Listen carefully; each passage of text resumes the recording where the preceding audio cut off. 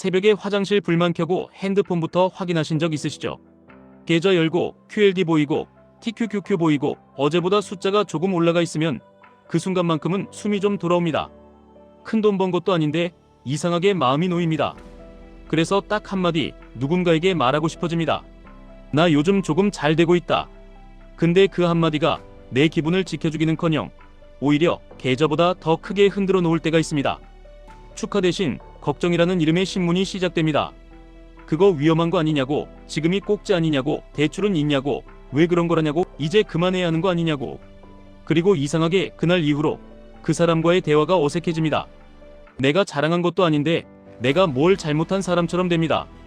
특히 QLD나 TQQQ처럼 남들이 잘 모르는 레버리지 상품을 들고 계시면 더 자주 겪습니다. 말만 꺼내도 사람들 표정이 바뀝니다. 아는 척이 시작되거나 겁을 주는 말이 쏟아지거나 갑자기 도덕 심판이 열립니다. 본인은 평소처럼 살았는데 주변 반응 때문에 내가 뭔가 이상한 일을 하는 사람처럼 느껴지는 순간이 옵니다. 그래서 결국 결론이 하나로 모입니다. 성공이 크든 작든 굳이 말하지 않는 게 편하다. 이게 너무 씁쓸하죠? 우리는 돈을 벌어서 행복해지려고 했는데 돈 이야기를 꺼내는 순간 관계가 불편해집니다. 가족도 친구도 회사 사람도 가까운 분일수록 더 조심스럽습니다. 어느 순간부터는 이런 생각이 듭니다. 내가 QLD나 TQQQ로 수익이 나면 기쁨을 나눌 사람이 없다. 그래서 더 외롭습니다. 수익보다 그 외로움이 더 아픕니다. 근데 여기서 중요한 포인트가 있습니다. 상대가 나쁘기만 해서 그런 게 아닙니다. 사람은 원래 비교하는 존재입니다. 비교는 의식적으로 하기도 하지만 대부분은 무의식적으로 먼저 튀어나옵니다. 내가 못한 걸 상대가 해냈다. 그 사실만으로 마음이 불편해질 수 있습니다. 그 불편함을 사람은 이렇게 처리합니다. 그 성공을 깎아내리거나 위험하다고 규정하거나 내가 뭘 잘해서 된 게 아니라고 만들거나 앞으로 망할 거라고 말하거나 이게 상대의 인격 문제라기보다 마음이 덜 아프기 위한 방어 반응일 때가 많습니다. 그리고 레버리지 상품은 그 방어 반응을 더 빠르게 끌어냅니다. 왜냐면 QLD, TQQQ라는 단어 자체가 상대에게는 이런 문장으로 번역되기 쉽기 때문입니다. 나는 너보다 더 큰 위험을 감수해서 더 큰 결과를 얻고 있다. 실제로 그런 의도가 전혀 아니어도 그렇게 들릴 수 있습니다. 특히 열심히 살아오신 분들일수록 위험과 무모함을 구분하려고 합니다. 가족을 지켜야 하고 노후를 지켜야 하고 주변에서 실패한 사람도 많이 봤기 때문에 본능적으로 브레이크를 밟습니다. 그래서 축하보다 먼저 나오는 말이 걱정입니다. 여기서부터가 핵심입니다. 작은 성공조차 숨겨야 하는 이유는 내가 나쁜 사람이라서가 아니라 성공의 전달 방식이 관계를 시험하기 때문입니다. 같은 사실을 말해도 어떤 방식으로 말하느냐에 따라 상대의 마음이 달라집니다. 그리고 그 전달 방식은 QLD, TQQQ 같은 상품에서는 더 섬세해야 합니다. 먼저 사람들이 가장 민감해하는 지점이 뭔지부터 보셔야 합니다. 사람은 결과 숫자에 가장 먼저 반응합니다. 얼마 벌었다, 몇 퍼센트 올랐다, 언제 샀다, 몇 주다. 이 정보는 상대에게 축하의 재료가 아니라 비교의 재료가 됩니다. 비교의 재료가 되는 순간 대화는 축하가 아니라 평가가 됩니다. 평가가 시작되면 관계는 미묘하게 틀어집니다. 그래서 작은 성공을 말할 때는 결과를 말하는 대신 감정과 상황만 말하는 게 훨씬 안전합니다. 예를 들면 이렇게요. 요즘 마음이 조금 편해졌습니다. 공부한 게 헛되지 않은 느낌이 듭니다. 계획대로 하니까 불안이 덜합니다. 이 정도면 상대는 비교할 숫자가 없습니다. 대신 공감할 여지가 생깁니다. 축하받고 싶은 마음도 충족되고 상대도 덜 아픕니다. 다음으로 QLD, TQQQ를 들고 계실 때는 특히 운이라는 단어가 매우 유용합니다. 운을 강조하라는 말이 비굴하게 들릴 수도 있습니다. 근데 이건 포장지가 아니라 관계를 지키는 완충제입니다. 상대가 비교로 상처받기 전에 그 상처를 조금 덜 날카롭게 만들어주는 말입니다. 예를 들면 이렇게요. 요즘 시장이 좋아서 운이 좀 따랐습니다. 타이밍이 우연히 맞았습니다. 원래 계획대로 조금씩만 하고 있습니다. 이 말이 들어가면 상대는 마음속으로 이렇게 정리합니다. 저 사람은 나를 위해서 내려다보려는 게 아니다. 이렇게 느끼는 순간 공격성이 줄어듭니다. 그리고 여기서 한 단계 더 중요합니다. QLD, TQQQ 이야기를 할 때 가장 위험한 건 상대가 조언 모드로 들어가는 순간입니다. 조언은 대부분 선의로 시작하지만 끝은 종종 통제와 불편함으로 갑니다. 왜냐면 돈 이야기는 조언하는 사람도 책임을 느끼게 만들기 때문입니다. 책임을 느끼면 통제하려고 합니다. 통제가 시작되면 관계가 피곤해집니다. 그래서 좋은 모드로 들어가기 전에 문장 하나로 방향을 잡아주셔야 합니다. 저는 제 성향상 조금 공격적인 부분이 있어서 규모는 작게 관리하면서 하고 있습니다. 큰 돈 걸고 하는 건 아닙니다. 생활은 그대로 하고 있습니다. 이 한 줄이 상대의 불안을 낮춥니다. 상대가 안심하면 괜한 잔소리가 줄어듭니다. 여기까지가 말의 기술이고 이제부터는 사람의 선택입니다. 성공을 말할 사람은 누구여야 하느냐? 이게 진짜입니다. 사람은 두 부류가 있습니다. 내 얘기를 듣고 내 편이 되어주는 사람, 내 얘기를 듣고 내 평가자가 되는 사람. 평가자가 되는 사람은 내가 아무리 조심스럽게 말해도 결국 평가합니다. 그렇다면 답은 간단합니다.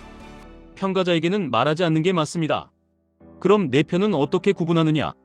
아주 간단한 테스트가 있습니다. 내가 힘든 얘기를 했을 때 그 사람이 어떤 반응을 보였는지 떠올려 보시면 됩니다. 비난부터 했는지 해결부터 했는지 들어주었는지. 힘든 이야기에서조차 들어주는 사람이 좋은 이야기에서도 들어줍니다. 반대로 힘든 이야기에서 평가하던 사람이 좋은 이야기에서는 더 날카롭게 평가합니다. 또 하나, 회사에서는 거의 말하지 않는 게 맞습니다. 특히 QLD, TQQQ는 더더욱 그렇습니다. 왜냐면 회사 관계는 기본적으로 역할 관계이기 때문입니다. 역할 관계 안에서 성공은 곧 사열 신호로 해석될 때가 많습니다. 나는 그런 의도가 없어도 사람은 그렇게 받아들일 수 있습니다. 괜한 시선만 받습니다. 말을 줄이면 일이 편해집니다. 그럼에도 불구하고 사람은 말하고 싶습니다. 나도 사람이니까요. 그래서 현실적인 해법이 필요합니다. 말을 아예 끊는 게 아니라 말할 수 있는 구조를 만드는 겁니다. 첫째, 성공을 말하기 전에 허락을 받으시면 좋습니다. 요즘 제가 공부한 게 있는데 잠깐만 이야기해도 괜찮으실까요? 이렇게 시작하면 상대는 선택권을 갖습니다. 선택권이 있으면 방어가 줄어듭니다. 방어가 줄면 축하가 나옵니다. 둘째, 숫자를 말해야 할 때는 범위를 흐리게 하시면 좋습니다. 정확한 수익률, 정확한 금액, 정확한 매수 가격, 이건 불씨가 됩니다. 대신 이렇게요. 크게 번 건 아니고 소소하게 플러스가 났습니다. 계획대로 조금씩 하고 있습니다. 이 말로도 충분합니다. 상대가 축하할 공간이 남습니다. 셋째, 결과를 말하고 싶을수록 과정을 말하시면 좋습니다. 과정은 상대에게 비교의 칼이 아니라 배움의 재료가 됩니다. 예를 들면 이렇게요. 처음에는 QLD, TQQQ가 너무 흔들려서 손이 떨리더라고요. 그래서 규칙을 만들었습니다. 처음부터 크게 하지 않았고 감당 가능한 범위에서만 했습니다. 내가 불안해지는 순간에 팔지 않게 미리 정해둔 날에만 점검했습니다. 이 이야기는 상대가 들어도 덜 아픕니다. 오히려 존중으로 바뀔 때가 많습니다. 저 사람은 운이 좋았던 게 아니라 버틴 사람이구나. 이렇게요. 넷째, 작은 자랑에는 작은 보상을 붙이시면 좋습니다. 이게 소위 자랑비라는 개념입니다. 거창할 필요 없습니다. 커피 한 잔, 점심 한 끼, 작은 간식, 이걸 붙이면 대화가 부드러워집니다. 상대는 내 얘기를 들어주는 사람이 되고 나는 고맙다고 말할 기회가 생깁니다. 관계는 이런 작은 교환으로 더 건강해집니다. 다섯째, 제일 중요한 원칙이 있습니다. 내 성공을 공유하는 목적을 먼저 정하셔야 합니다. 인정받고 싶어서인지, 도움을 주고 싶어서인지, 그냥 기분이 좋아서인지. 목적이 정해지면 말의 톤이 달라집니다. 인정받고 싶은 마음이 강하면 말이 미세하게 자랑으로 들릴 수 있습니다. 그 미세함이 관계를 건드립니다. 그래서 저는 이렇게 권해드립니다. 공유의 목적을 축하받기보다 관계를 따뜻하게 만드는 데 두시면 좋습니다. 오늘 기분이 좋아서 당신과 이 기분을 나누고 싶었습니다. 이 한마디면 상대는 경쟁자가 아니라 동료가 됩니다. 이제 QLD, TQQQ를 실제로 들고 계신 분들이 제일 궁금해하는 지점으로 넘어가 보겠습니다. 아마 이런 생각이 드실 겁니다. 그럼 도대체 누구에게는 말해도 되냐고? 답은 딱 하나입니다. 내가 손실을 봤을 때도 나를 존중해줄 사람에게만 말하시면 됩니다. 수익일 때만 가까이 오는 사람은 수익이 커질수록 더 위험합니다. 그 사람은 축하가 아니라 기대를 얹습니다. 기대가 얹히면 다음 하락장에서 그 기대가 비난으로 바뀝니다. 그 과정이 관계를 망칩니다. 또 이런 생각도 드실 겁니다. 말 안 하면 너무 외롭다고. 맞습니다. 특히 은퇴와 노후를 생각하시는 시기에는 돈 이야기가 곧 생존 이야기라서 더 그렇습니다. 가족이 있고 책임이 있고 몸도 예전 같지 않고 그래서 불안이 올라오면 누군가와 연결되고 싶습니다. 그 연결 욕구는 너무 자연스럽습니다. 그래서 대안이 있습니다. 실제 지인에게는 숫자를 줄이고 안전한 커뮤니티나 익명성이 있는 공간에서는 배움을 얻는 방식입니다. 그리고 정말 가까운 한두 사람에게만 내 마음을 위주로 공유하는 겁니다. 이 조합이 현실적으로 가장 스트레스가 적습니다. 그리고 마지막으로 이런 생각도 하실 수 있습니다. 운이라고 말하는 게 결국 내 노력을 지우는 것 같다고. 그 마음도 이해합니다. 하지만 운이라고 말한다고 해서 노력이 없어지는 게 아닙니다. 노력은 내가 알고 있습니다. 내가 나를 존중하면 됩니다. 남에게 증명하려고 하면 말이 거칠어지고 관계는 상처받습니다. 내가 나를 존중하고 남은 배려하는 언어로 정리하면 내 노력도 지켜지고 관계도 지켜집니다. 정리하겠습니다. 작은 성공을 숨겨야 하는 이유는 성공이 부끄러워서가 아닙니다. 성공은 축하받아야 할 일입니다. 다만 사람은 비교하고 비교는 방어를 만들고 방어는 말로 튀어나옵니다.